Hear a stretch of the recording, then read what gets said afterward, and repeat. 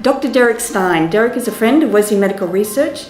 He's also a leader and group leader at the University of Queensland, where he focuses on focused and preclinical studies trying to improve our understanding of motor neurone disease. He has a suite of projects which aim to understand the mechanisms which contribute to weight loss and disease progression in motor neurone disease, and his current studies are focusing on metabolism and appetite, with the aim of developing interventions that will slow disease progression and also improve quality of life. Please join me in welcoming him. So first of all, just thank you very much for Wesley for hosting us tonight.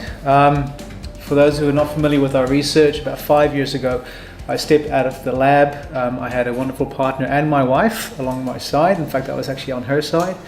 And we decided what we're going to do is change the world of MND by working with people who live with MND. We're going to think outside of the box. We're going to look at what actually impacts people most, what drives the progression of their disease, and then we're going to focus on that pretty hard and see if we can come up with some treatments and some cures for MND. And we're fairly early in the process, 5 years in. We've established a very strong clinical program that serves a number of research across all of Brisbane, but more importantly, we've had about 100 people with MND join our studies and about 100 people who don't have MND join our studies. We've made a number of really important discoveries, but we're just at the beginning of this journey. So tonight what I'm going to do is tell you a little bit about what we've achieved in that time, what the Wesley has helped us to achieve during that time as well, and where I hope this is going to take us in the future. So I call the talk Tipping the Scales in Motor Neurone Disease because it's a little bit of a play on words when it comes to the factors that can actually have a big impact on the rate of disease progression. So if you were to read the literature like I do, you're always looking for clues and understanding of what's actually causing some patients to progress much faster and some patients to progress much slower. And the underlying factor in many of those studies is whether or not a person is losing weight. If you lose weight with motor neurone disease, chances are that you have a type of disease that's going to progress at a much faster rate. Now, the relationship is not that simple. We also know that some patients who are really heavy, some patients who are really overweight also tend to progress at a much faster rate.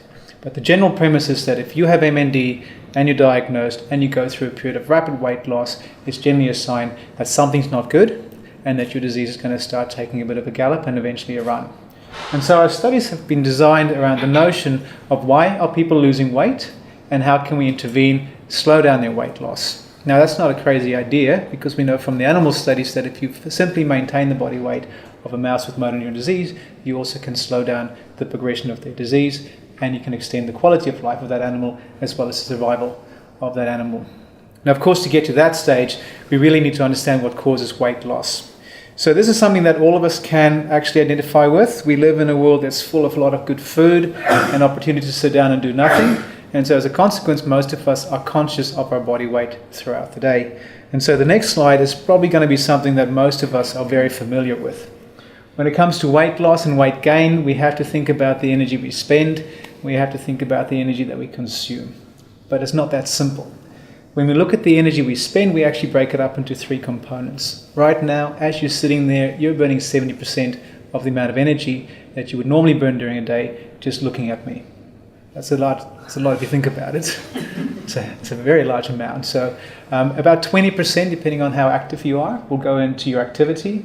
And then about 10% of that will go into your digesting, processing, and moving energy around in your body. So eating food helps you burn energy, although it's not going to help you lose weight. In motor neurone disease, it is thought that this equation changes quite dramatically. On the other side, we have what we eat. And so generally speaking, it is thought that people with motor neurone disease that experience big changes in their weight undergo some sort of fundamental change in how their body uses energy. And at the same time, we know that people with motor neurone disease eventually, or sometimes early in the disease, will experience big changes in how their bodies actually access their energy. And so this is something that we really wanted to understand, because if we can intervene and modify this equation, we can have a big impact on the person living with motor neurone disease. And so in 2015, we started our first case control cohort study with people living with motor neurone disease. So for those not familiar with that, it's called an observational study. We basically get people to come and visit us in the clinic, and we just basically watch what happens. We ask them lots of questions, And our goal was to really get to know motor neuron disease, but also the people living with motor neuron disease. And through those conversations and through the measurements we collect, gain the insight that we need to make a positive impact. Now, this study is still ongoing.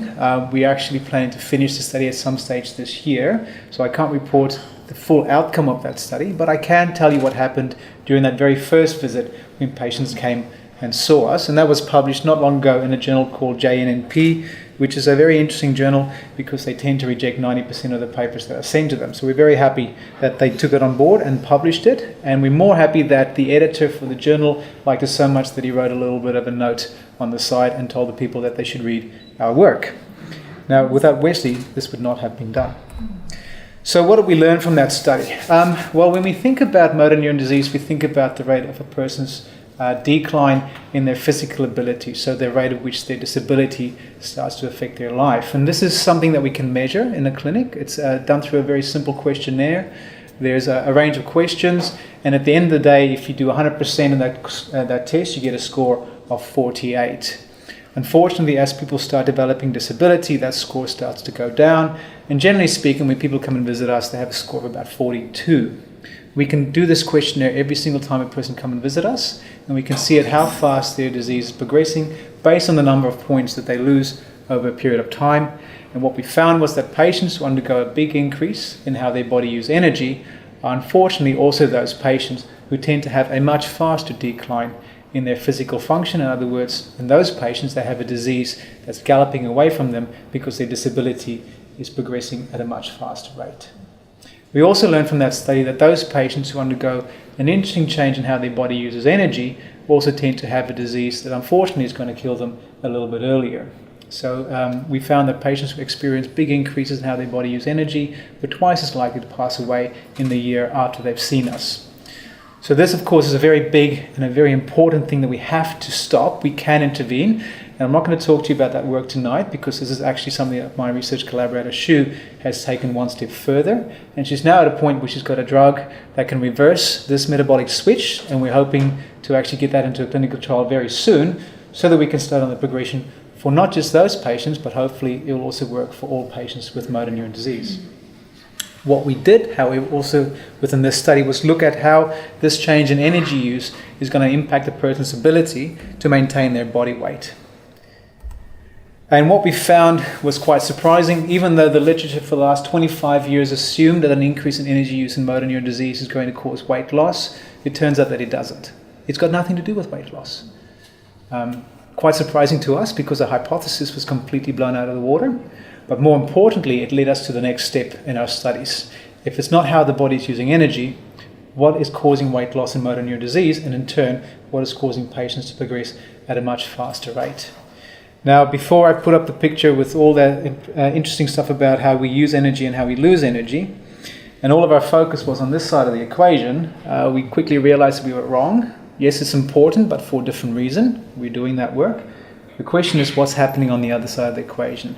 Why are some patients losing weight? Why are they not getting enough food? And how is this impacting the progression of their disease? And with that in mind, and I wish I could take credit for the name of the study, we developed what's called the Eat for MND project. Now, Eat for MND stands for Endocrine and Appetite Targets and Therapies for Motor Neuron Disease.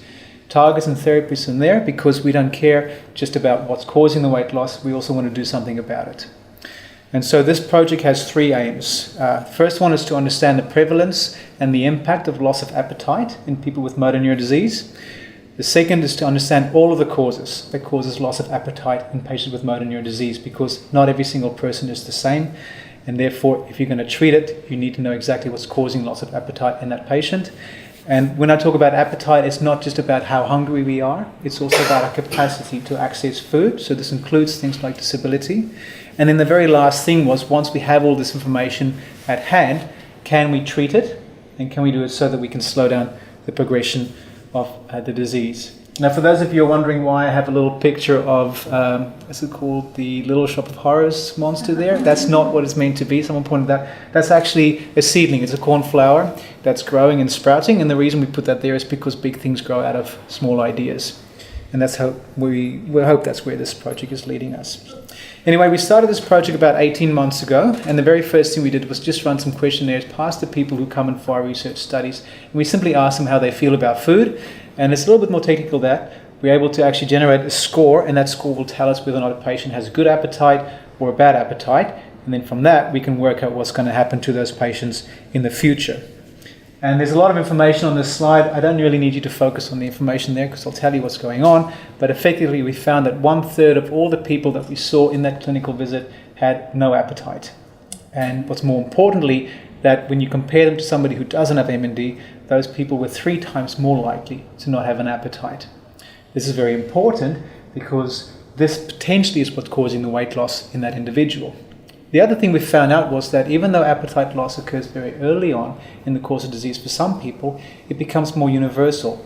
Appetite levels decline as disease progresses. In other words, more people lose their appetite as MND progresses. And this is a conversation we have quite often with our patients. They'll come in, they say, I'm not worried about my appetite because I have a good appetite.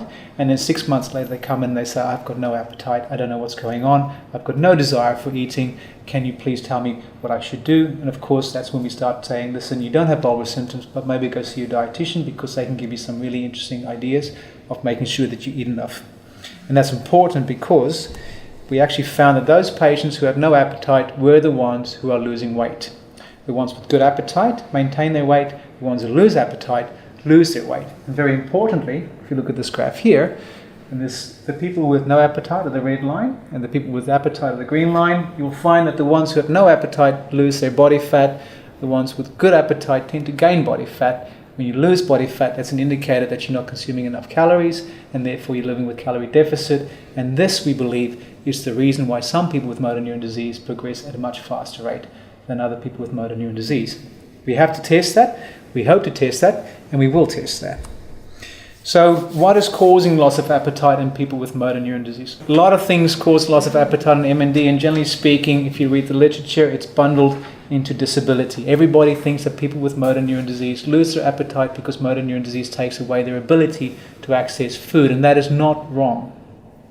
People with motor neuron disease experience changes in how they taste. A lot of people, about 1/4 of all patients, are diagnosed with symptoms in their throat and their neck that restricts them from eating food. This becomes more common as disease progresses. Of course, a lot of people spend time sitting down. If you sit down a lot, you get that gastric discomfort. It becomes uncomfortable to eat. And of course, a lot of people experience disability in their hands and their arms, and so their ability to go to the kitchen and fix themselves a meal becomes severely limited. And of course, all of these factors are important. But when we sat down and we spoke to people, we found that not all of these factors are present. There was an unknown reason for why people were losing their appetite. And with that, we decided we need to look at what's the mechanisms inside the body that drives hunger, that drives satiety, and are these mechanisms impacted in people with motor neuron disease. Now, I'm not going to bore you with a lot of the details, but effectively you do not feel hungry in your stomach, you feel hungry in your head. Your stomach tells your head you're hungry, but if it wasn't for your brain, you wouldn't feel hungry. And so we decided what we need to do is start looking in the brain as a priority. Now, this is a map of why we are hungry and why we eat. From an evolutionary perspective, this makes a lot of sense. If we don't eat, we die, and therefore the brain invest a lot of energy and a lot of circuitry in making us find food and eat food. And the premise here is that somewhere along the line, in some people with motor neuron disease, the effects on the motor cortex is spreading to other areas of the brain, and this in turn is going to make people lose interest in their food. And so we partnered with the Wesley about a year and a half ago, and they were very generous in supporting a study where we're actually looking at the activity of people's brains with motor neuron disease in the context of appetite. It's a lot easier to say than to do because we have to trick the brain into activating those circuits. And so people come into our studies early in the morning before they have breakfast. We put them in an fMRI machine. We look at the structure of their brain, we look at the activity of different areas of the brain, and we look at the connection between different areas of the brain. Then we show them pictures of food and non-food items, and we look at how the brain lights up. We bring them out of the machine, we give them breakfast, we put them back in the machine, and we do the whole thing again. It takes about 2 hours, and some of you in this room may have experienced that. It's not that bad.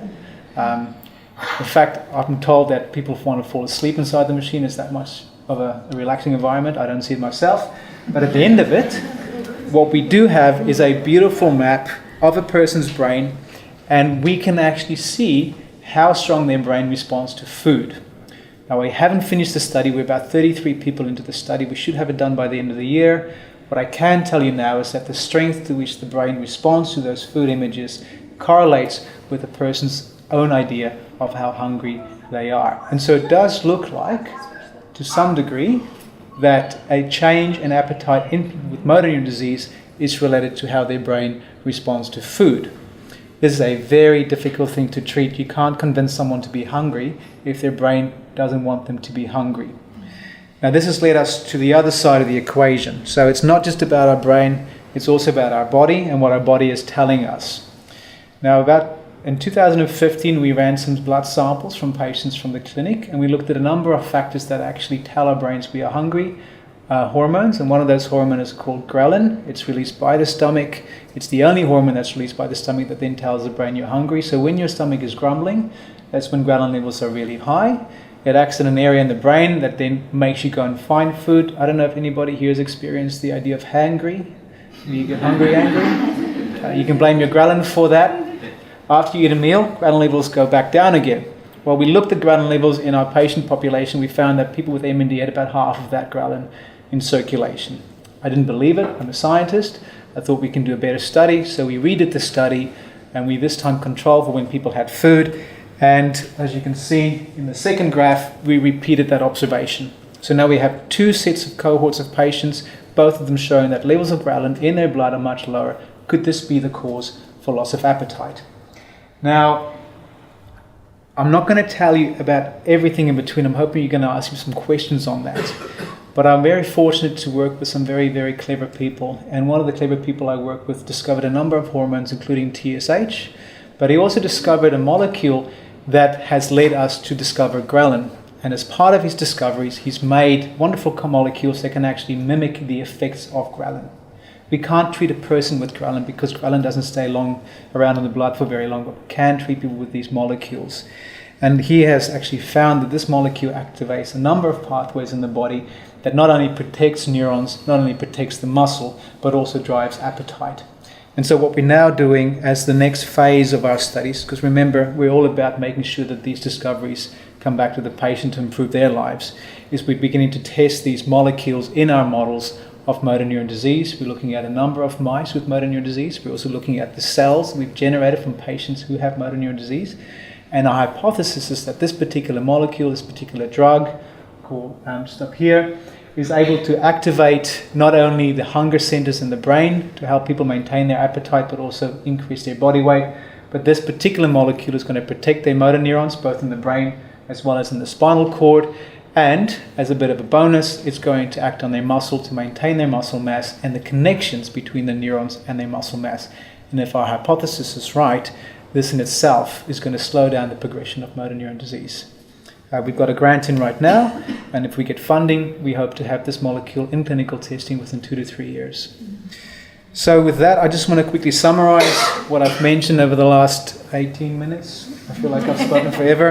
It is very difficult for people with motor neuron disease to maintain their weight, at least for some people. And this is a very complex equation that needs to consider not only energy use, but also a person's capacity to actually consume their energy.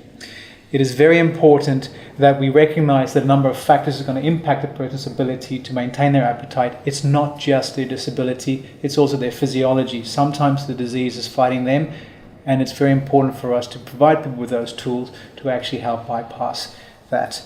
And so I think, at least, we are working towards treating appetite as a way to not only improve weight maintenance in motor neuron disease, but also slow down the progression of disease.